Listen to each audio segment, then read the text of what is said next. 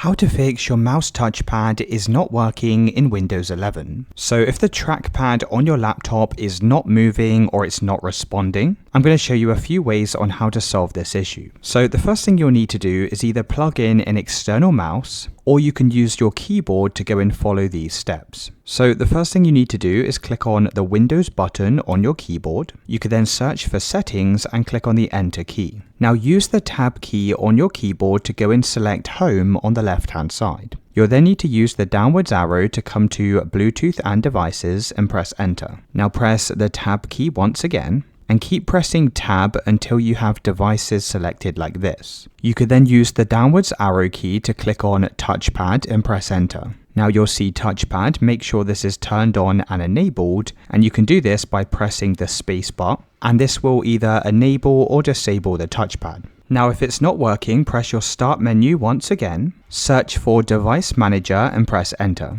Now use the Tab key on your keyboard. Once you have your laptop selected, you then need to use the downwards arrow key to come over to Human Interface Devices. Once you have this selected, press the right arrow key on your keyboard to expand it. Use the downwards arrow key to come over to your touchpad, and then press Enter.